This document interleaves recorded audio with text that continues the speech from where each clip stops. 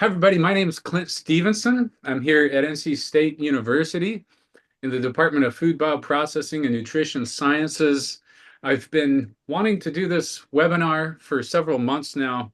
It's kind of a second chapter to what I did this last year. Was I was on sabbatical, getting some great experiences working with auditors, helping folks get ready for their audits, doing a lot of work with Dave Seddon, who's one of our panelists.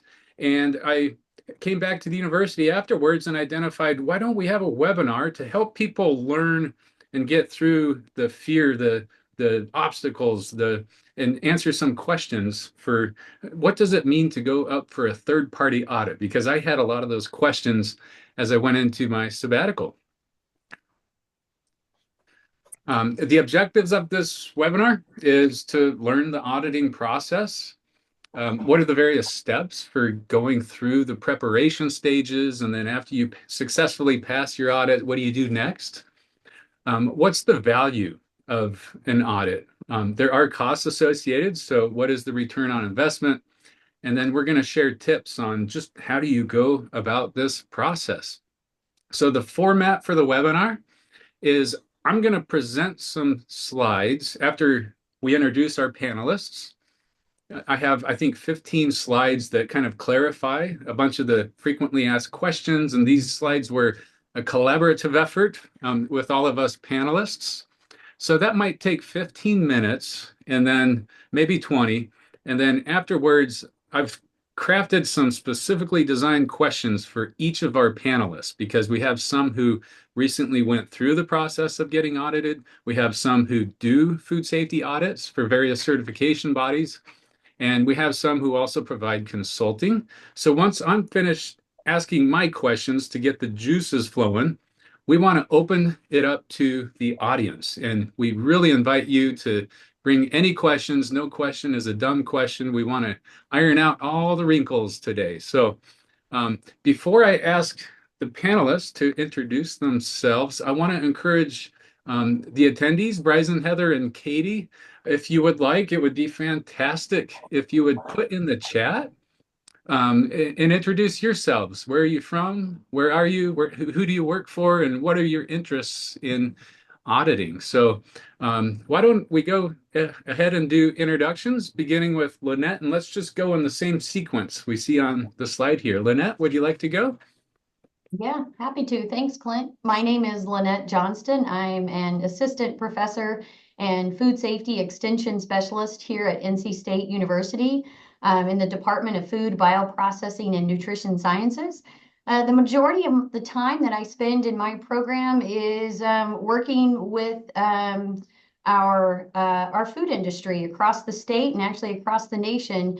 I help companies comply with both regulations and help them implement their requirements for their marketing requirements. In other words, those third-party marketing standards. So we'll share more as we get through this webinar. So thanks for having me, Clint. You bet. Thank you. Samantha?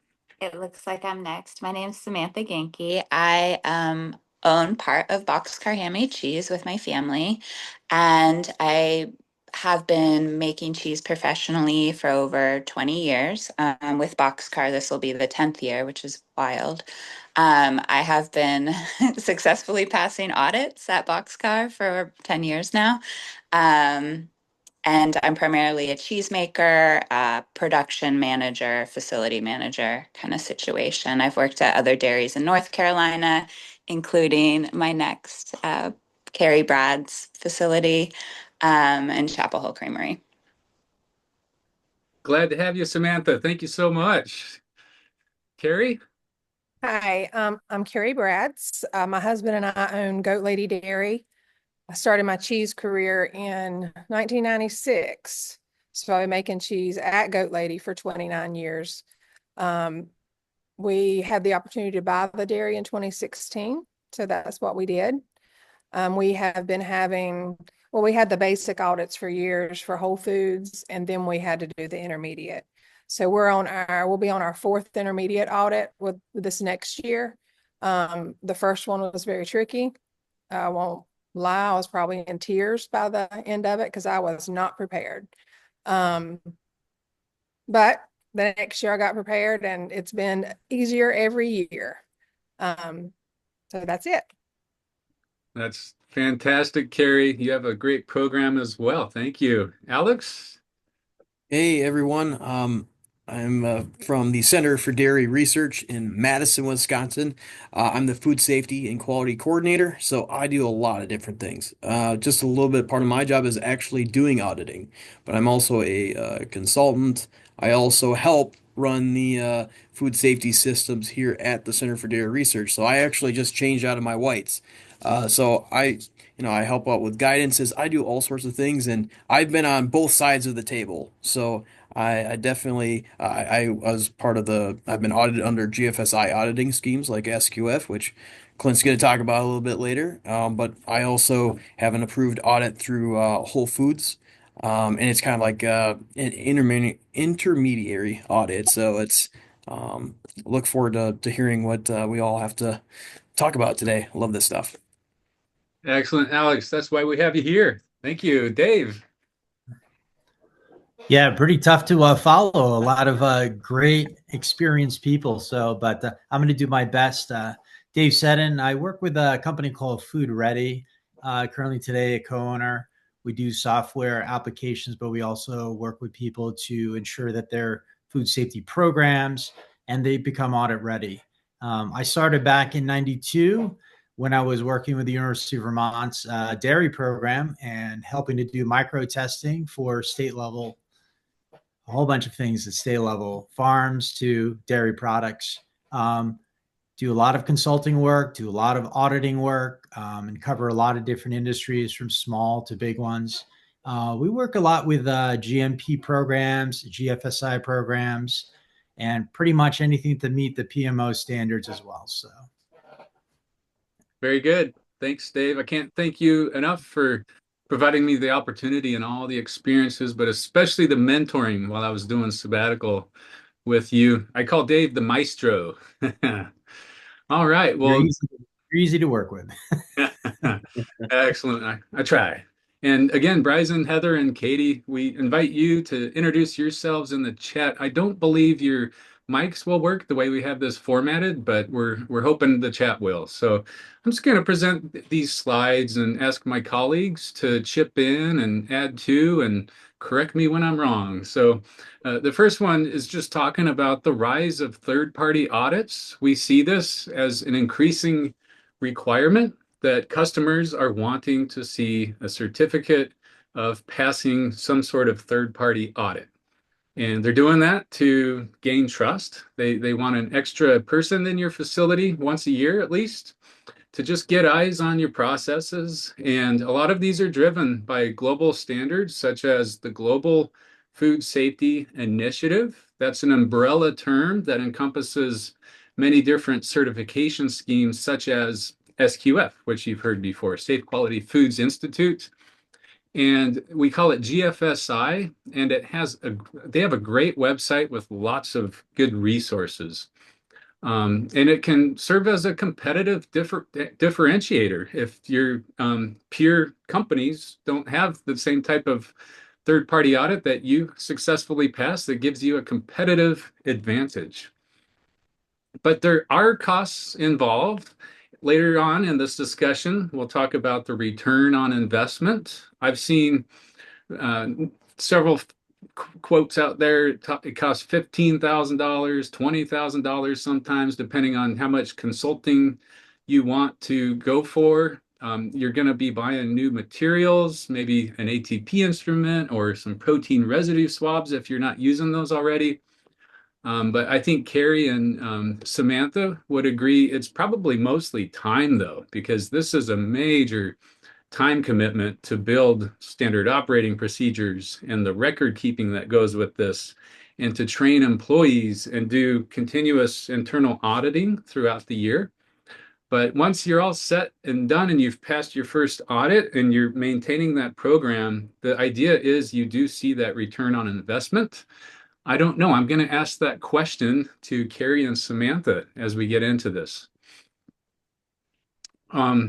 One of the things that I clarified myself on is what are all of these different audits? When I went into my sabbatical, I had heard SQF a lot. I had heard of GMP audits.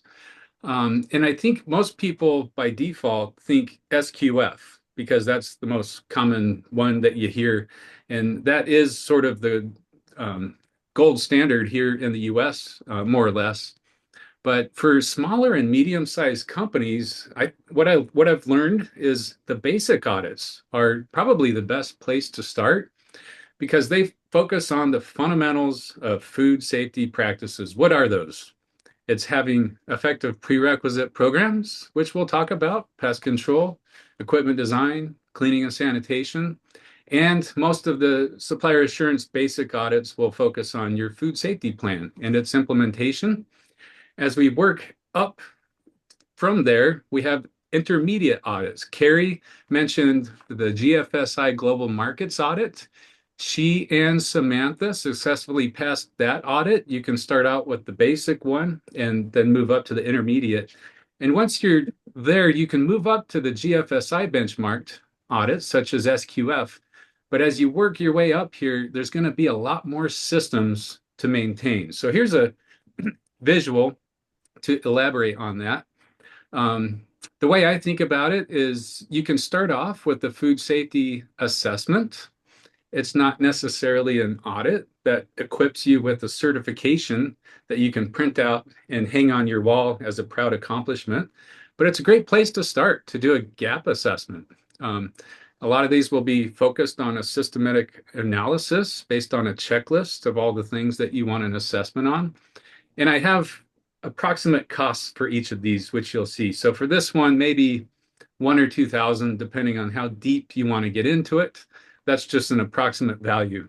But the first level of a certification audit is what we call a supplier assurance GMP audit. It's typically a 1-day audit focused on GMPs and usually your food safety plan as well. I see a Q&A. Okay, Heather, we see you in the chat there. Thanks for introducing yourself.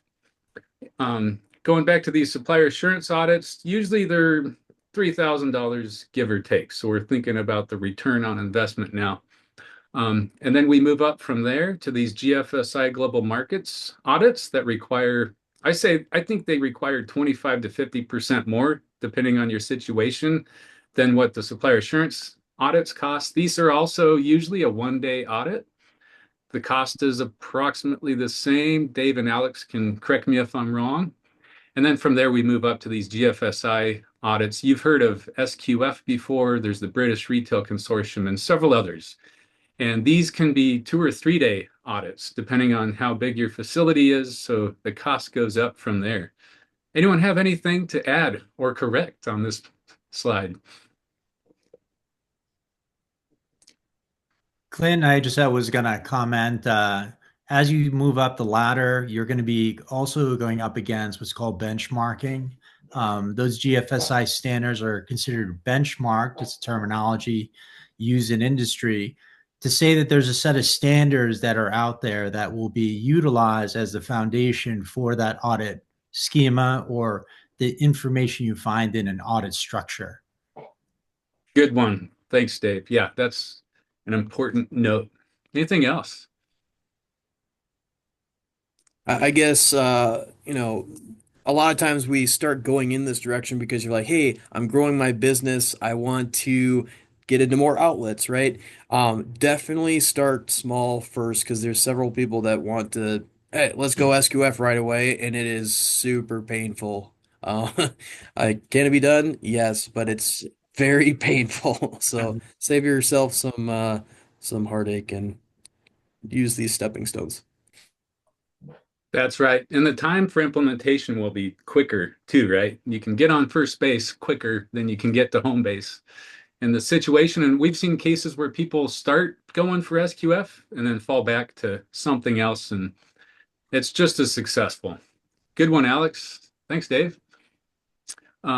So we wanted to talk about accreditation bodies versus certification bodies. On the right side of this slide, you'll see a bunch of different companies that will perform various audits. Most of them do all of the audits that I just described, whether it's a supplier assurance or a global markets or a GFSI benchmarked audit.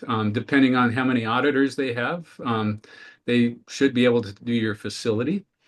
And these are all recognized companies, but to be recognized, they have to be accredited. Not just anybody can go issue an SQF certificate. So on the left side of your screen, you'll see the ANSI National Accreditation Board and IAS, and International Accreditation Service. So one of those accreditation bodies works with each of these certification bodies to have all of their ducks in a row to demonstrate that their auditors are qualified through training, through minimum auditing hours, which they've been groomed for. And there's a lot more to that. So if you see any audit certification body, it's a good note to make sure that they're approved by some sort of accreditation body. Anything to add on this slide?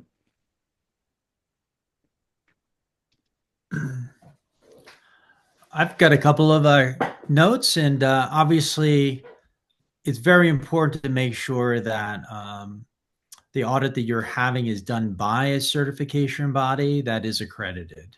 There's a lot of people out there right now that are going through and saying that they can basically do your audit for you and you'll get the certificate.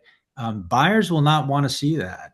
They want to see ones that are done by companies that have gone through some type of structure. Just like we talked about benchmarking, there is some standards out there that every single certification body needs to go through and maintain. All the ones you see on this list, and having pretty intimate knowledge and workings with a lot of them, just as I'm sure Alex has had. Yeah, every single one of them acts a little differently when it comes to how they approach the audit structures, but they're all going to follow the same standards when it comes to some of the higher level GFSI. So regardless of whether or not you go from SGS, ASI, Intertech, all of them are going to be utilizing some type of formal structure, but not all of them are going to be using that benchmarked depending upon the type of audit that they're going to be providing. Good one. Thanks, Dave. Yeah, very good point. Another comment here is you can shop around if you're getting started. You might want to, because once you select a certification body, typically you're going to be with them for several years, if not forever. So you can see what their differences are in terms of costs. If they have someone near you, maybe the cost will be less because they won't need to be flown in from across the country and things like that. A lot of people will just start with one certification body, but maybe a different one would make sense depending on your situation. Here we have my take on the process. If you go, there's an accredited auditing curriculum that has a different process. So I took that ISO standard and did what I thought would make most sense. And it is a continuous cycle here, starting with your initial assessment. It's just a gap assessment to look at whichever audit standard you're going for. Let's print it out or look at it on a computer. And there's going to be 5 or 6 pages of checklist items. So let's just see what we're doing right now, what we need to improve upon, and what we're not doing. You'll be surprised, because I think with these audit standards, you're going to see things that your regulatory inspector isn't asking for. And they're good programs to do. They're good to do. From the initial assessment, we'll begin preparing for the audit. This is going to be a lot of time in the office, writing standard operating procedures, looking through your record keeping, developing new logs for you to record. We're going to be looking in the facility, making repairs. Maybe we're going to order more materials. I mentioned ATP swabs or protein residue swabs. We're going to be sometimes thinking about allergen validation with your cleaning. And this can take 6 months, 8 months, sometimes 3 months. It just depends on that initial assessment. Then once you're starting to feel ready, you can begin what I call procurement and shopping around with your certification bodies and talking with them to schedule, when are we going to do this?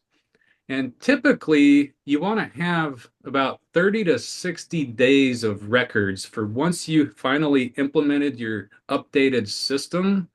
Um, we want to see 30 to 60 days. So once the auditor shows up, they can ask, can I see production records from 2 different production days a month ago, just to assess how effective the system is.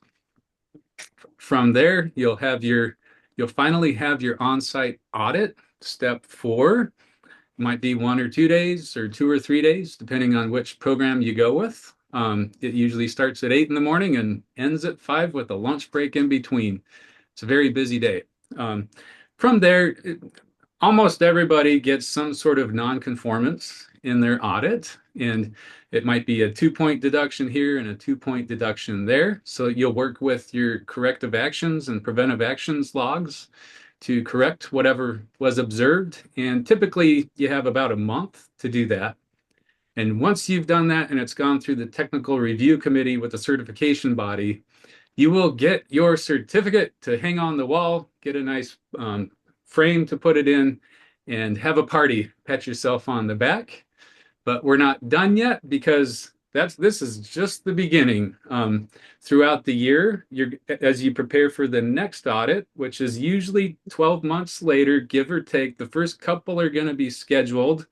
The third one will probably be unscheduled, but it'll still be in that 11 to 12 months, so you can anticipate when they might surprise you. This is going to involve, as you're preparing for the second audit, you're going to be doing internal auditing of all of your new programs that you have in place. How did I do, Dave? Alex? I think you did great. I think the one thing I really like the circle, but I really like from a amount of time that you spend, right, standpoint, right? These audits are only 2 to 3 days max. Like when you get to the GFSI, right? How many days are you working in a year? You could be working 365 days a year. You're working all of this. Yeah, they're only in there a small amount of time, but it's a lot of the work comes in all these other steps besides the certification point in it. That's why starting with a good foundation with that, initial assessment, then really preparing, and then continually auditing that. Because the more consistent you are, you can have great programs, and I see them like collecting dust, and they're like, oh yeah, and you can not be audit ready and be like, okay, we got a month till the audit, everything's super clean, and you got something really good on paper. But just a year ago, there was someone that had a 98% on their recent SQF, and they ended up having a withdrawal like a week or two later. So like, just keep in mind like why we do this. It's not just to get that score. It's more of to reflect you're trying to make safe product. Good one. Thanks, Alex. Alex, that was a great comment, by the way. It's not the audit specifically that you're going through, though everybody wants to make more money because you got a nice audit score and the buyers are very happy. But Alex is 100% correct. You're doing this for continuous improvement. Make your food safety program as robust as possible. And the other thing to add in is you're doing your initial assessment, you're going through this. There's a checks and balances that should be put in place from the first day. And those are found like on a verification type of schedule. So these are things that you're checking and monitoring to ensure that your program is in check. So you're not getting to that end of cycle saying, oh my gosh, I only have another month to go. And yeah, so you do those things a little bit along the way, keep reminders of those things, and you'll be well better suited for when you have to go do that pre-assessment, pre-audit review right before the audit date. So Perfect. Good one. All right. So how do these audits go? When you're going through training to become an auditor, you hear the road to Rio. The RIO acronym stands for records, interviews, and observing. It'll be similar to any regulatory inspection you've gone through. Typically at 8 o'clock is opening meeting, and can I please have access to your records, your food safety plan, your SOPs? They'll also say, when can I anticipate cleaning to be happening so I can plan to be on the plant floor, so I can observe and interview employees and assess the food safety culture. And these are approximate values. In my experience, maybe 40 to 60% of the time is a records review in the office. Carrie and Samantha can correct me if I'm wrong. The interviews and interacting with employees is maybe 20 to 30%. And just the walk and talk, observing the process might be 20 to 30%. Anything to add here? Well, for us, we don't have very many employees. We only have 7. So I would say mine is more close to 80% is going through the records. And we have a fairly small facility.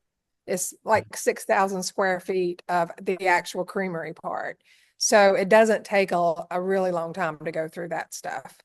So I would say ours is mainly, maybe even 90% on record review. Thanks, Carrie. Definitely smaller facilities will take less time to see the whole process. Yeah, good one. Yeah, I was going to kind of say the same thing. We're quite small and we don't really have very many employees. So, and a lot of times on an audit day, there may be one other person working with me or something like that. Maybe it's just me. So yeah, the walkthrough I feel like is about half of it, and then the paperwork is half of it in my experience. And while you're doing the walkthrough, you're also answering questions, and they have their little tablet or whatever. And so they're even though you do have to be processing cheese or probably whatever product you are processing during the audit. So you're in our situation, I'm like processing product, talking to these people, being like, hey, what do you want to see next? And they're taking notes as they go through. And then there's a portion where, okay, well, I'll hand this process off to someone else that's working, or I'm going to get it to a point where I could go sit in the office with this person for a bit and do the paperwork side. And a lot of times during an audit, I'm like, do you want to do paperwork first? Do you want to see the facility first? And that kind of gives me an idea of like, where do I want to get the cheese to before we sit down and talk for the other half of the day. But in my experience, it seems to be half and half. Thanks, Samantha. That's so helpful.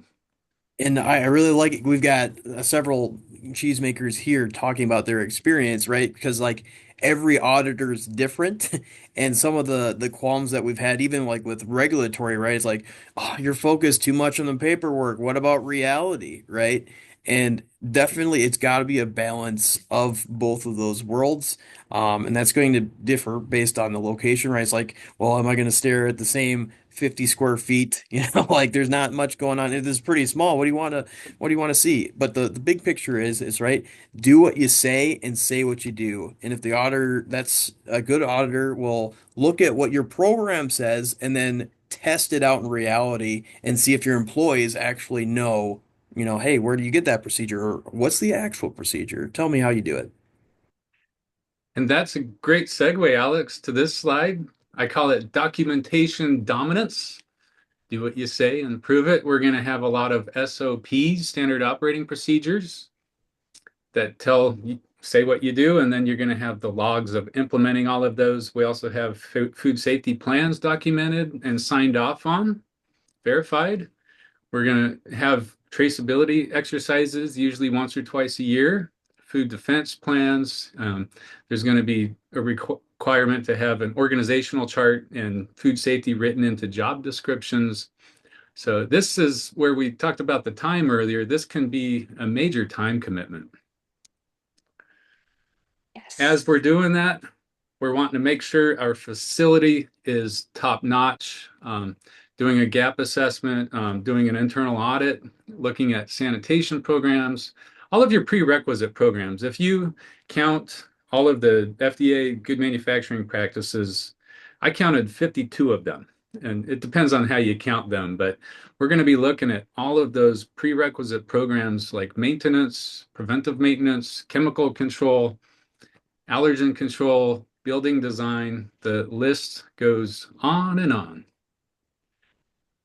And as we're anticipating this audit, some things to think about are training the team on the new system. We can do a mock interview.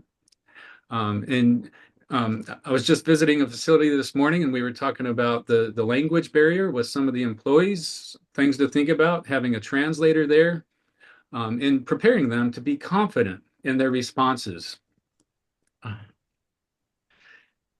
Feel free to stop me. I'm just going to keep going, guys. If you have something to add, let me know. We were talking earlier about once you're through that initial audit and on an ongoing basis, we're going to use this plan, do, check, act cycle, or whatever cycle for continuous improvement you want to use, because we can get better over time. And right now I'm thinking a lot about things like statistical process control, where we can identify with statistics, is our process capable of validating cleaning with ATP counts or something like that, or maybe sanitation concentrations, or even weight checks. Those are things that we can always get better at if we take the right approach. Anything to add before we get into our discussion? Anybody? You want to add anything to some of those slides?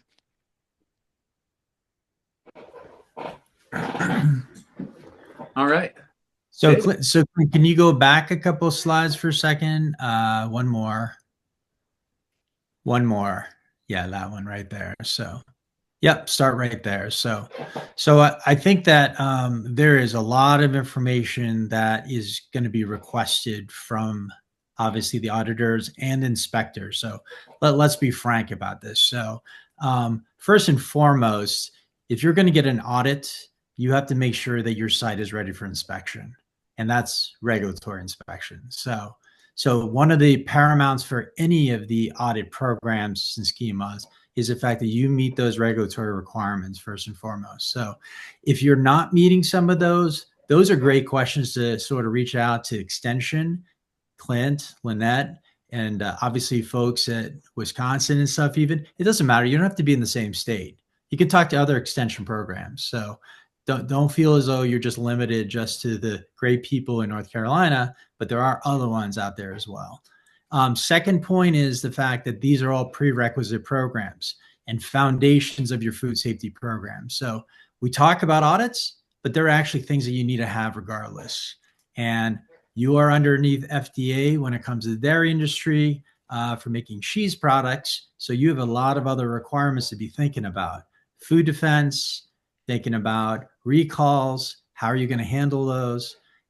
So make sure those things are all buttoned up before you even think about looking at audits. And if you're using an audit as a standard to sort of get yourself up to that level, just make sure you know what are some of the requirements that you have specifically for your company. Auditors, when they come into your facility, they should have enough experience in order to talk with you, explain to you what the requirements are of the audit, but also enough of the industry so they can actually evaluate correctly. And Alex is absolutely right.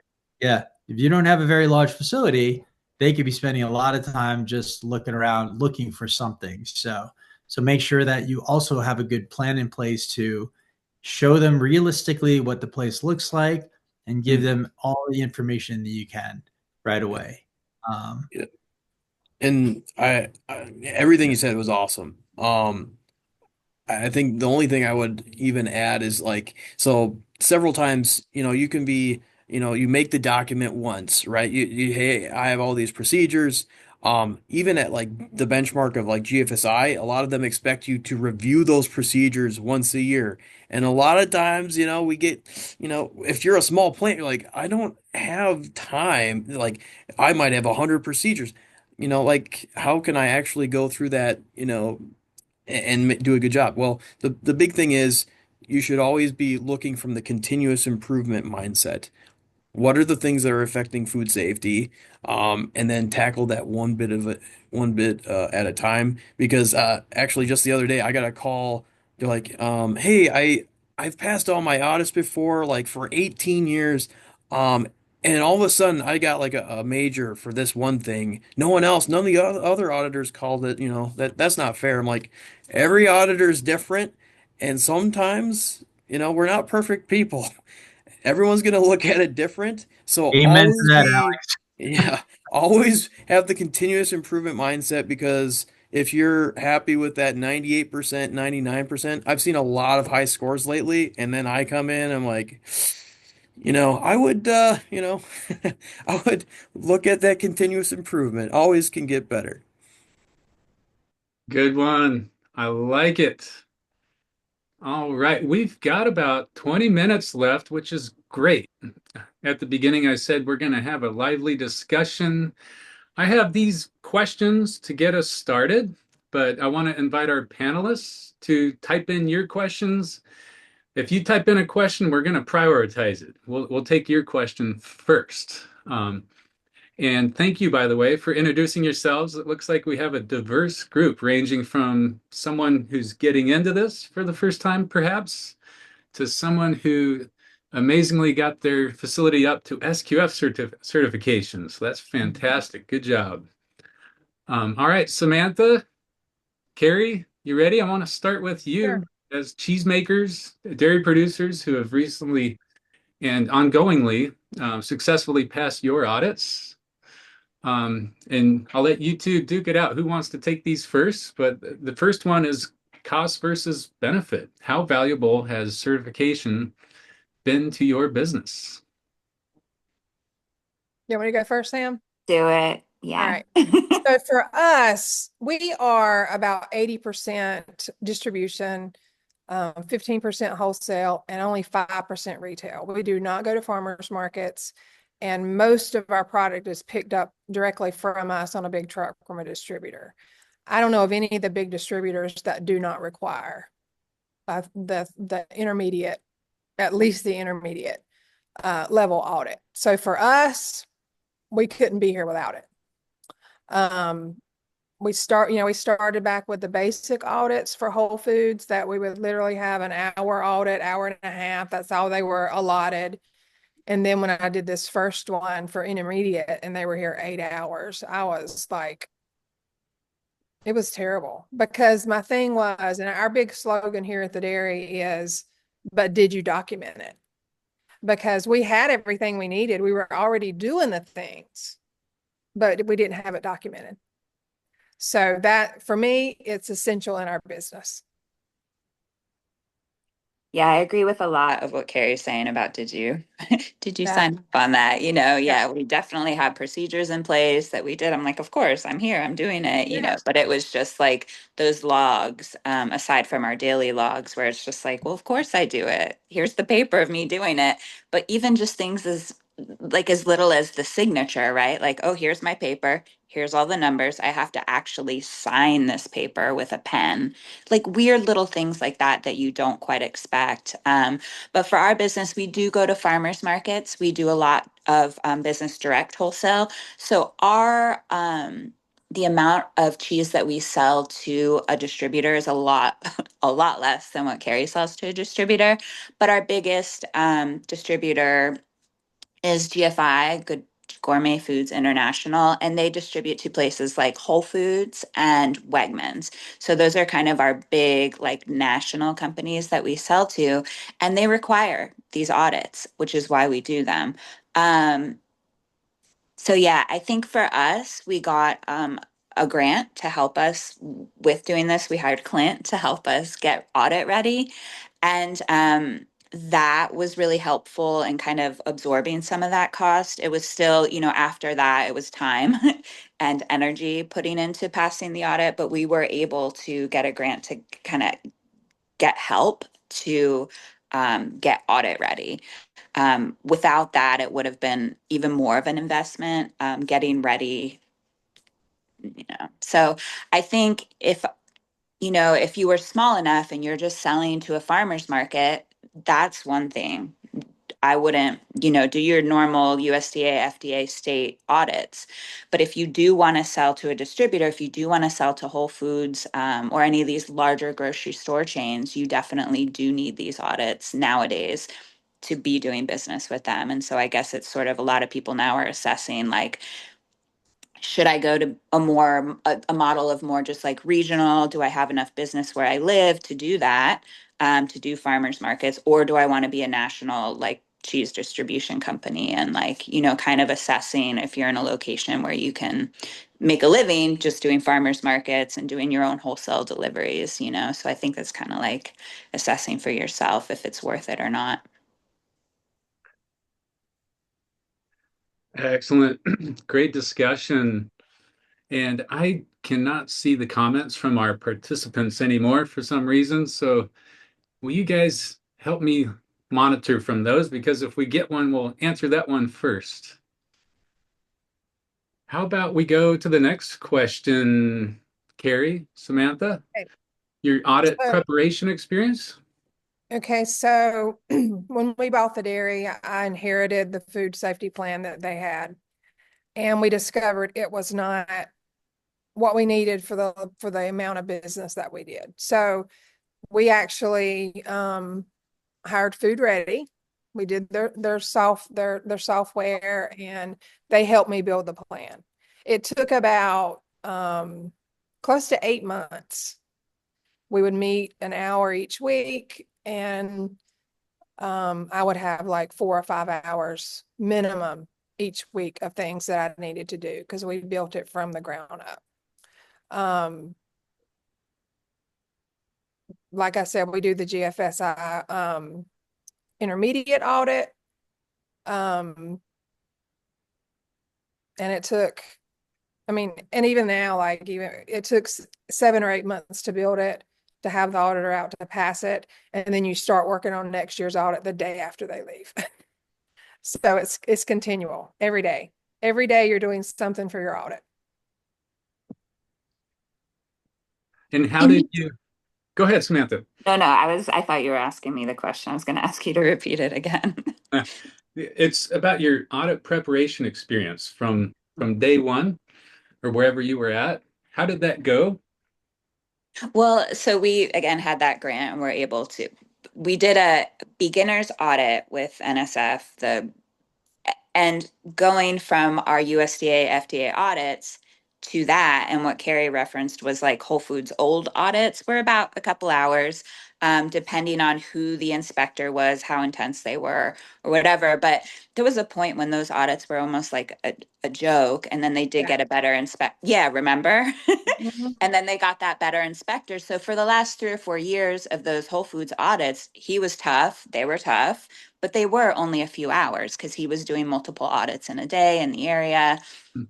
But those were sort of on par with our USDA FDA audits. So it felt like, how different could this be?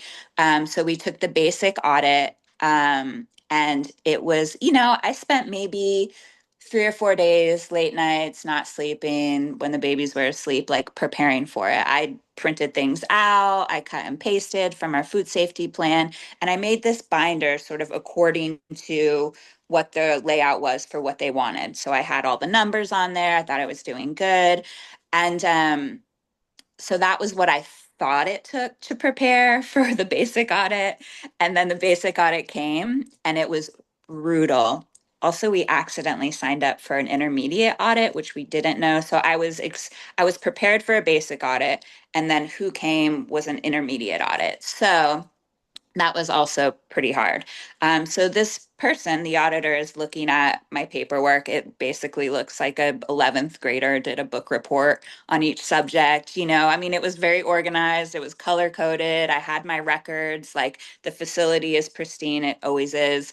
But my paperwork was really not what they were looking for. And I had no idea really what they were looking for. And I was just sort of like blown away. I think Carrie and I both called each other crying, maybe, or Oh yeah. after we were Yeah. done crying, we called each other like, Yeah.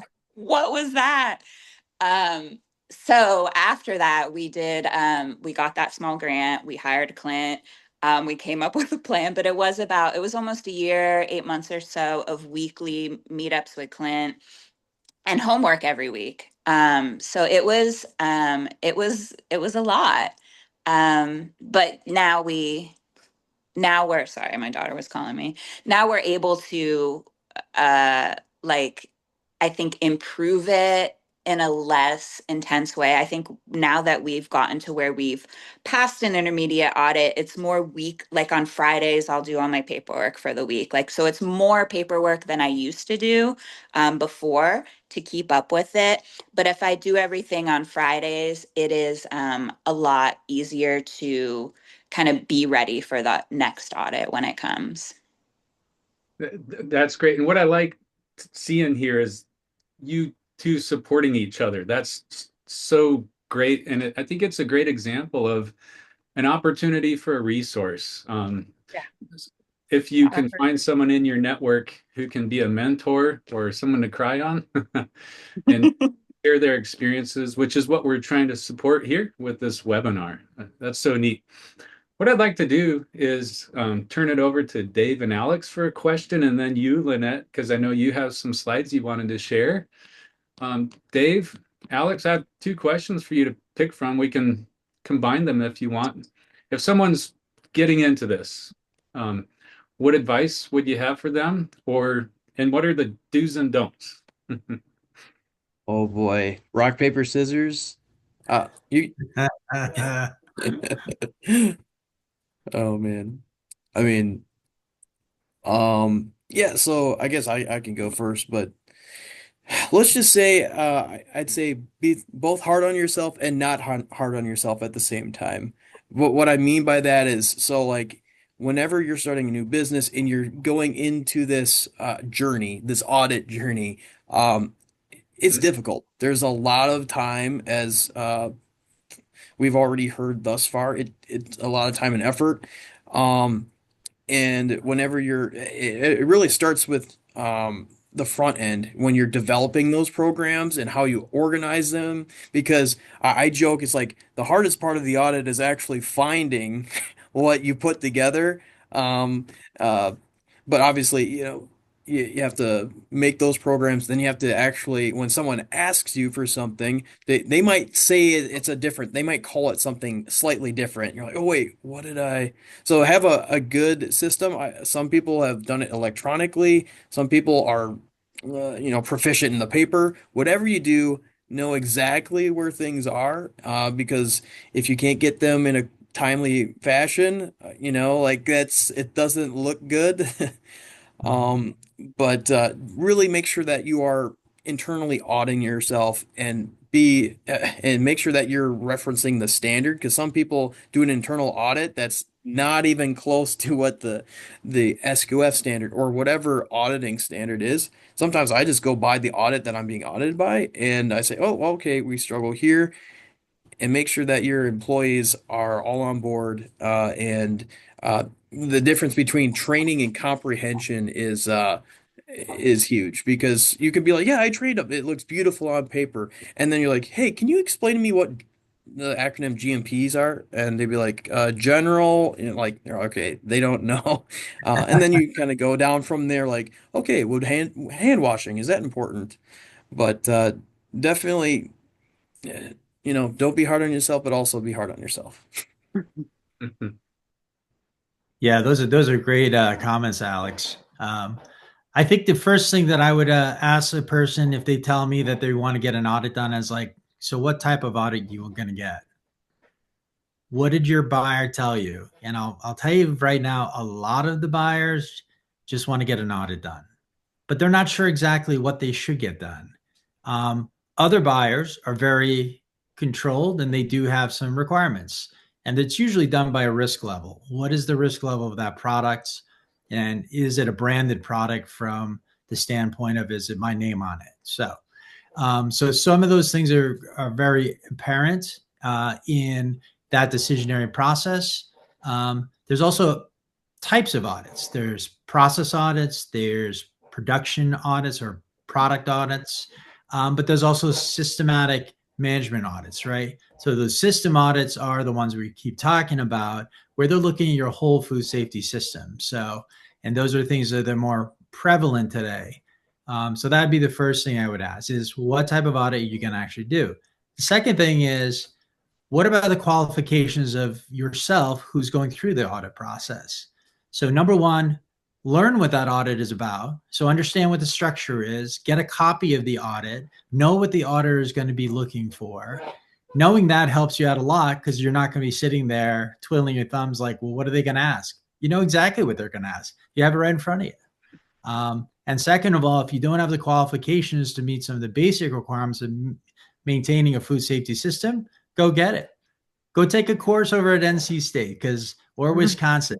They've got great courses online now. So those are some basic things. And if you're not familiar with some of those, obviously you can just send a quick text to Lynette or Clint and stuff like that, or Alex and stuff. They can certainly help you out with finding out the right program. So I think getting yourself prepared even before you even start down the road of preparing for your company's audit, you yourself should understand what the audit's about, and you should prepare yourself for being qualified to be able to maintain that audit. I know it's not my turn to talk, but I do want to say I took a course from Lynette.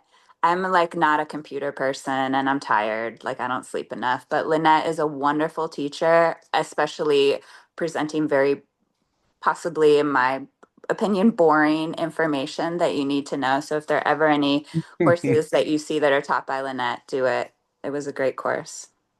I appreciate you saying that, Yeah, Samantha. you're a Thank you. really great teacher. It's surprising that you can make such information interesting. We're fortunate to have Lynette, and that's a great segue to your question, Lynette. I know you have some slides. I just want to make a quick comment to Alex and Dave's discussion. Once you get that checklist that you're preparing for, what I like to do is Command F if you're curious whether a written procedure, a standard operating procedure is required, because it's not required for everything, then just do the Command F and you can see which procedures are being required. Same thing with records. Do I have to record this? And when you see record, sometimes it'll specifically differentiate whether it's a monthly record requirement or daily or weekly or annually, something like that. So quick tip. But Lynette, let's go to you next. How can Extension support you in your food safety program? Yeah, well, before we do that, Clint, I know we wanted to address our audience, any questions that we have from the audience. So just going to bring up Katie's question here. It's to Alex or Dave. The question is, do you have any advice on if you get pushback from either your employees or management while going through an audit implementation? This is a Good wonderful question. question. And this, like a lot of people use the buzzword, food safety culture. Okay, I'm just gonna break it down here. It's like you're trying to basically say, hey, how does this help you? Right? So like a lot of people, like we're gonna resort to what's easiest sometimes, right? So like if we do all this work now, how is it going to save work for you later? Or how does this affect like, hey, we aren't going to be able to sell to Whole Foods, or we aren't going to be able to do certain things if we don't do these things. And even from a altruistic standpoint, like this is for food safety, right? Like we are here to protect people and give a quality product.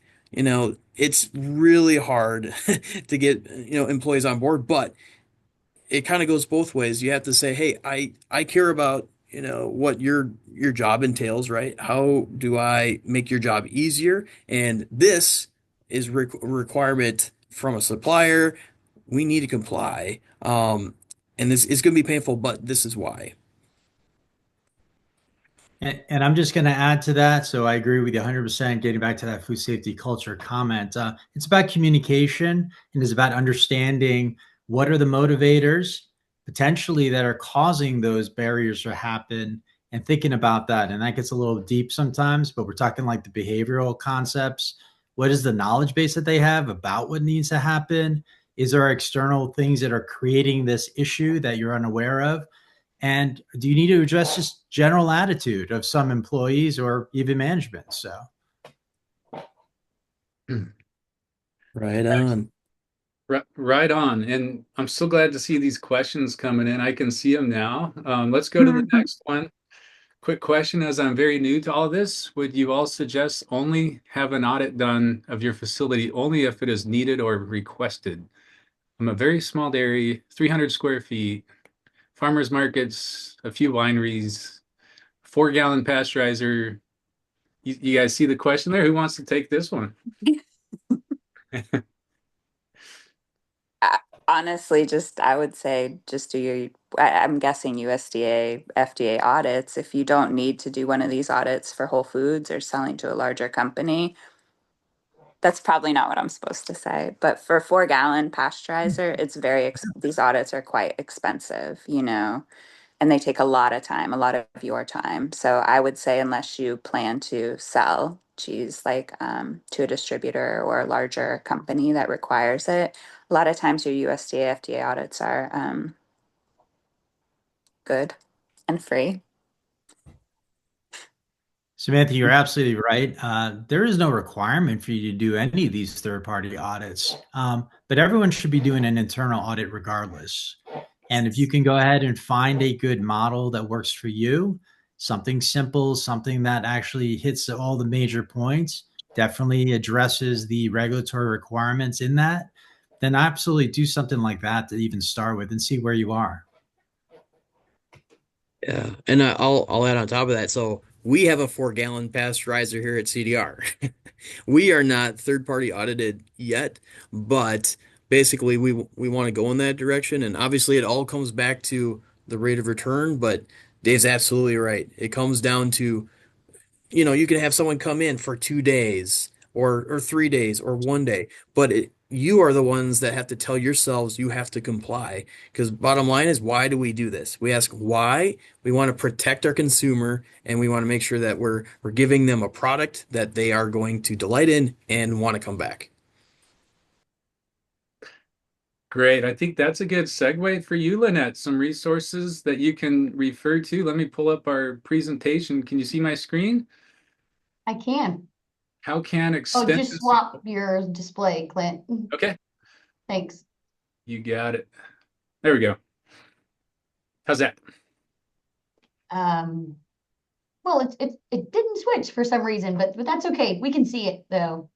Yeah, I think it is a good segue in what Dave, I appreciate the shout out and the plug for extension, and I agree, Alex. It's all in the whole purpose of this is to produce safe food, right? That's should be our sort of our motivation behind all of this, right? And of course to maintain your business. But I did have some information that I wanted to share about what our extension program is doing, and regardless of what state you're in, I think it's, if you're looking for where to start, well, reach out to your university, that land grant university that is in your state or might be in your state, and see if there's anybody who does food safety. I know both Clint and I, our expertise is in food safety, and maybe I can share in the chat or whatever, but we do have a link where you can get some resources for that help to have a better appreciation for just the background. Where do I start? And how do I build that appreciation and just basic knowledge of food safety? And I truly appreciate the comment about, where do you start? Well, you start with your regulations. You start with, your, complying with your state, as well as if you have to comply with those federal regulations as well. And I do think, extension can be a great resource for that through trainings, and can help you also implement those programs that you have to implement for not only regulations, but also those third-party benchmarks that Dave and Clint and Alex were talking about. So, I guess I'll just leave it at that. Clint, reach out to your extension office, and we definitely have some programs that we'd love to share with you. So, all right, thanks. Do you want to promote them? Can you still see my screen? No, I can't. We don't see your screen at all. We don't see the slides at all. Let me try again. How about now? Yeah, that's great. Yep. Still?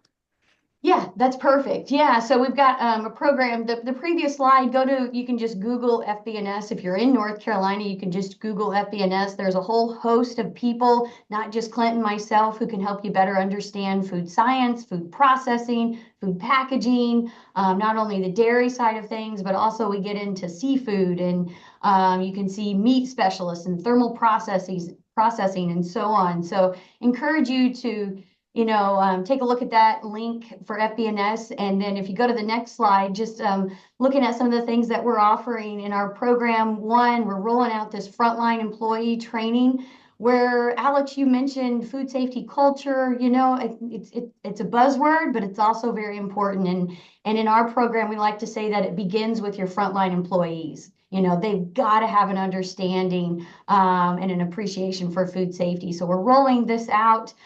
This is an in-person program where we want to empower companies to develop their own in-person, in-house training, and we can support them by going through this program.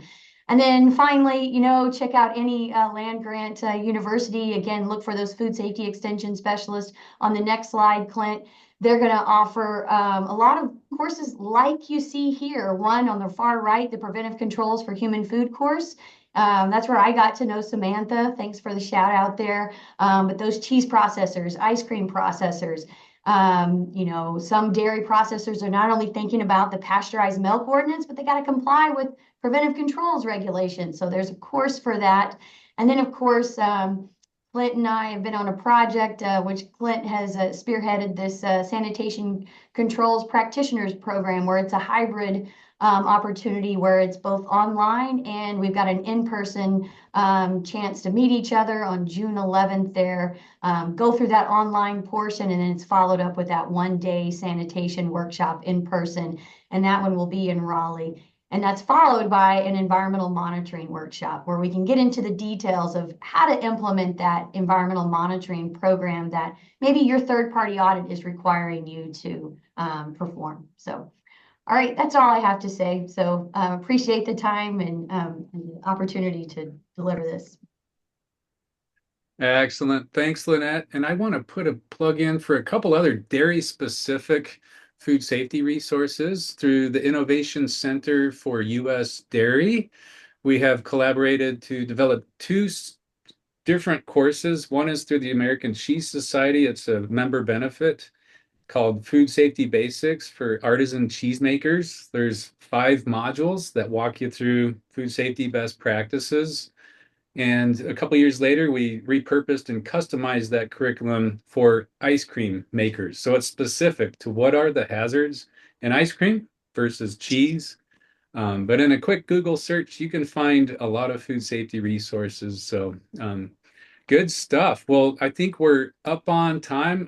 I can stick around for a little bit if we have any last minute questions. Don't think we do. And if we don't have any other questions, how about we close this out? Thank you so much, everyone, for participating. Thank you to my colleagues for accepting this invitation. I learned a bit today. This is good stuff. So we will probably post the recording and the slide deck afterwards. I believe the American Cheese Society will be distributing that. So stay tuned. And by all means, we encourage you to reach out to all of us if you have any questions, or if you would just like some moral support. Between the 6 of us or whatever, I think we can have you covered. So thank you, everybody.